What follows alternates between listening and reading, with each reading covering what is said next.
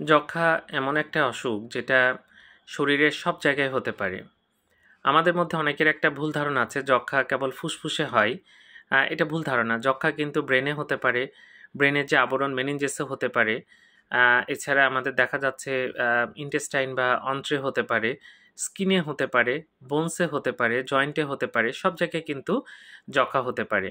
আগে বলা হতো যে হার্টে যক্ষ্মা যক্ষ্মা হয় না, থাইরয়েড গ্ল্যান্ডে যক্ষ্মা হয় না, প্যানক্রিয়াসে যক্ষ্মা হয় না। বর্তমানে দেখা গেছে সব জায়গাতেই এগুলোতেও কিন্তু যক্ষ্মার বিভিন্ন কেস রিপোর্ট পাওয়া গেছে।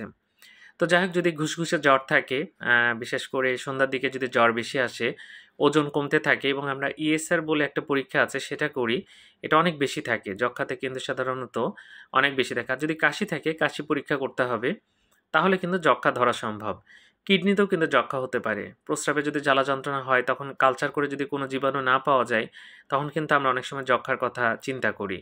তো যাই হোক, আরও মানে সব জায়গাতে যক্ষ্মা হতে পারে, এর জন্য এটা নিয়ে সচেতনতা দরকার। আর যক্ষ্মার জন্য নির্দিষ্ট চিকিৎসা করতে হবে। এখানে নরমাল ওষুধ খেয়ে কোনো খুব একটা লাভ হবে না। ধন্যবাদ সবাইকে।